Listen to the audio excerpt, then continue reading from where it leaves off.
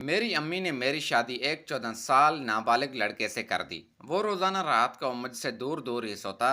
जब उसका बड़ा भाई कमरे में आता तो वो उसके गले लगाकर खूब रोता और फिर सो जाता। मैं सुबह उठकर देखा तो मेरी शलवार जगह जगह से गीली होती। मैं डर जाती कि वो तो कुछ कर नहीं सकता, फिर मेरे साथ ऐसा क्यों हो रहा है। एक रात उस 14 साल लड़के ने अपने भाई के साथ मिलकर मेरे साथ। मेरा नाम शानू है और मेरी उम्र 18 साल है। मेरा ताल्लुक सिंध के एक गांव से है। मैं जिस गांव में रहती हूँ वहाँ छोटी उम्र में शादी करना आम सी बात है, या यूं कहूँ कि ये हमारा रवाज है। मेरे 18 साल के उम्र होते ही पंचायत ने मेरे बाबा को मेरी शादी का हुक्म दिया। लड़का पंचायत के आदमियों ने तलाश किया था। अब सिर्फ बाबा को मुझे रुखसत करने का हुक्म था। मुझे शादी करने में कोई दिलचस्पी नहीं थी, क्योंकि मुझे जिस्मानी ताल्लुकात कायम करना पसंद नहीं था। मुझे जब मेरी बहन ने आकर यह बताया कि मेरा शौहर 14 साल का नाबालिग बच्चा है, तब मेरी जान में जान आई। जाहिर था कि 14 साल का नाबालिग बच्चा जिस्मानी ताल्लुकात बनाने से कासिर था। उसमें इतनी ताकत कहाँ थी कि वो मेरे साथ वैसा ताल्लुक बना सके। इसलिए मैं मुतमीन होकर अपने ससुराल रुखसत होकर चली आई। मैं अपने बिस्तर पर मुतमीन अंदाज में बैठी हुई थी। नजरें मेरी झुकी थी। मुझे किसी मर्द के कदमों की आहट सुनाई दी। मर्दाना कदमों की आहट से मेरे लिए ये अंदाज़ा लगाना आसान सा था कि कमरे में दाखिल होने वाला शख्स मेरा 14 साल का नाबालिग शौहर है। कमरे में कोई दाखिल हो गया तो मगर खुश था। कमरे में आए शख्स को देखने के लिए मैंने अपने चेहरे से घूंघट उठाया और अपनी झुकी गर्दन को उठाकर अपने शौहर और उसके साथ खड़े उसके बड़े भाई को देखा। शौहर की मौजूदगी में समझ सकती थी, मगर जेठ की मौजूदगी, वो भी सुहाग रात के दिन, मुझे कुछ बात हजम नहीं हुई। आप यहाँ क्या कर रहे हैं जेठ जी? मैंने दोबारा नजरें झुकाकर पूछा। अपने भाई को कमरे में छोड़ने आया हूँ। उसकी पहली रात है, इसलिए थोड़ा घबरा रहा है, मेरे जेठ ने नरम लहजे में कहा। मैं शर्म के मारे कुछ ना बोली और चोरी निगाहों से अपने शौहर और जेठ को देखने लगे। मैं उस इंतज़ार में थी कि वो कमरे से बाहर जाएगी और मैं अपने नाबालिग शौहर को समझा सकूंगी कि वो जवान होने तक मुझसे दूर रहे। मेरा नर्वसपन देखकर मेरे जेठ ने अपना हाथ अपने भाई के हाथ से छुड़ाया और बोले, मैं अपने कमरे में जा रहा हूँ, तुम्हें किस चीज़ की ज़रूरत हुई तो बता देना। वो मुझसे नहीं अपने भाई से मुखातिब होते थे। मत जाएं भाई, मुझसे ये सब कुछ नहीं होगा। आप क्यों नहीं मेरी जगह इस काम को सरअंजाम देते? किसी को कुछ मालूम भी नहीं होगा। मैं वादा करता हूँ आपसे ये राज हम तीनों के दरमियान ही रहेगा। मेरी जगह आप खेती में बीज बो दें। अपने भाई को कमरे से जाने से रोकने के लिए वो अपने भाई के पांव पकड़कर इस्तदाद करने लगा। उसकी अजीबो गरीब फरमाइशें सुनकर मेरा सर चकरा गया। मैं बिस्तर से निकले उस दोनों के सामने होकर अपने जेट को सवालिया निगाहों से देखने लगी, जो बेराबता निगाहों से कभी मुझे तो कभी अपने भाई को देख रहे थे। बकवास मत करो छोटे, ऐसे मजाक बीवी के सामने नहीं करते, वरना वो नाराज हो जाती है। वो अपनी दांत बेस्त कर बोले और अपने भाई को अपने कदमों से उठाया।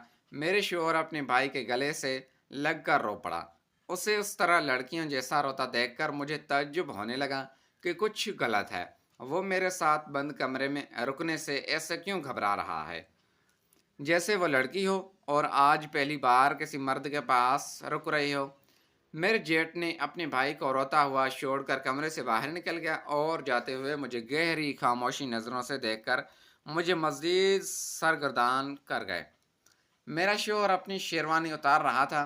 मैं खौफ ज़दा हुई और जेठ कर उसके सामने खड़ी हो गई। उससे नरम लहजे में समझाने लगी, देखो हम दोनों की उम्र में 5 साल का फ़र्क है। इतना फ़र्क कोई ख़ास नहीं समझा जाता, मगर तुम भी नाबालिग हो, तुम्हारी ज़ाती जिस्मानी पार्ट अभी भी बड़े नहीं हुए हैं, इसलिए वो मेरी नदी की गहराई तक नहीं पहुँचेंगे। तुम मेरी बात समझ रहे हो ना? मैं कुछ नहीं समझा। मैं सिर्फ अपने बाबा का हुक्म याद रखता हूँ। उनका हुक्म है कि मैं उन्हें 1 माह में अंदर दादाजी बनाने की खुशखबरी सुनाऊं। वो कैसे होगा मैं भी नहीं जानता, मगर ऐसा हर हाल में होकर रहेगा। اس نے खोए खोए सहमे अंदाज में कहा और सोफे पर जाकर लेट गया।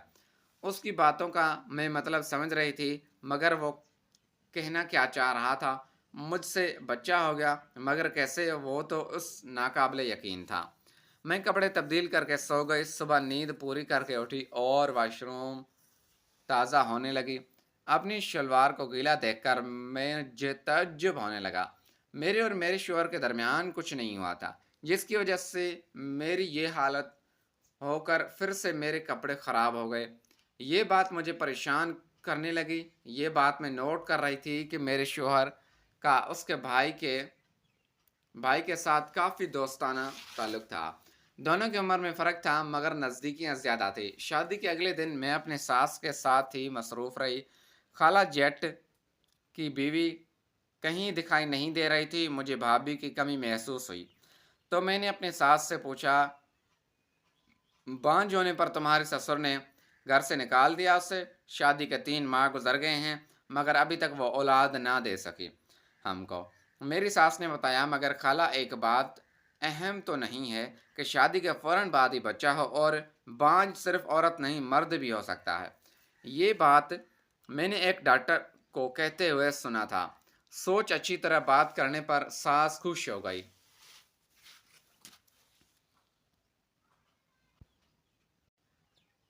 मगर वो तो गुस्सा होने लगी और बोली, ये बातें अपने ससुराल के सामने मत करना। मर्द कभी कमज़ोर नहीं होता, और मेरा बेटा वाकई में मर्द है।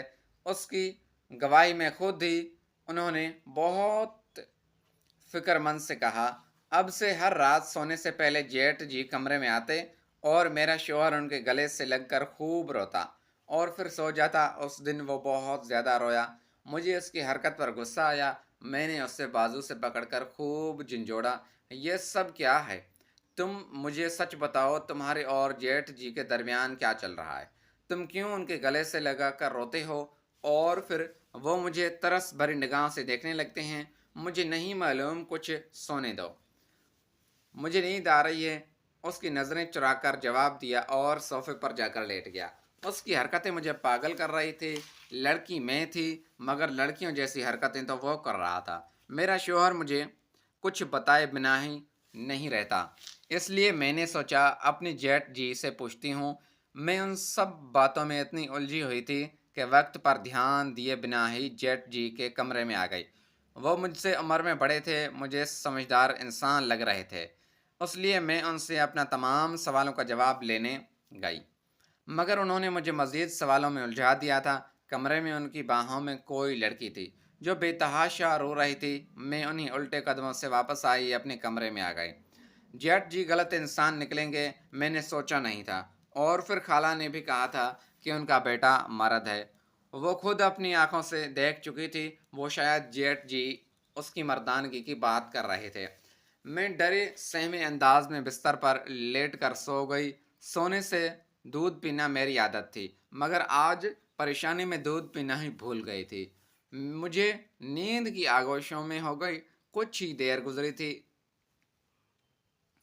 कि मेरे कानों में सरगोशियों की आवाज़ सुनाई दी। देखो छोटे, ये तुम्हारी बीवी है, तुम इसे सब सच बताओ और अपने प्लान में शामिल करो। मैं हर दिन तुम्हें पहाड़ पर चढ़ाना नहीं सिखा सकता, मुझे शर्म महसूस होती है।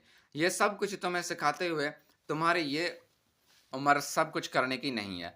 मगर भाई, अगर मैंने बच्चा पैदा ना किया तो अब्बा मुझे और शानू को लंदन जाने के लिए इजाज़त नहीं देंगे। आप जानते हैं ना कि उनकी शर्त थी कि मैं पहले शादी करूंगा, फिर बच्चा पैदा करूंगा, फिर वो मुझे लंदन जाने की इजाज़त देंगे। इसी वजह से तो मैं शादी की है मैंने। आप भी तो भाभी से खुशखबरी नहीं दे सकते उन्हें, इसी वजह से वो अपने सारे अरमान मुझसे पूरा करना चाह रहे थे। प्यारे दोस्तों, अगर आपको ये हमारी नई कहानी पसंद आई है तो इस वीडियो को लाइक करके चैनल को सब्सक्राइब ज़रूर करें। इस तरह की और भी उर्दू कहानी नॉवेल्स वाले वीडियोस देखने के लिए थैंक्स फॉर वॉचिंग।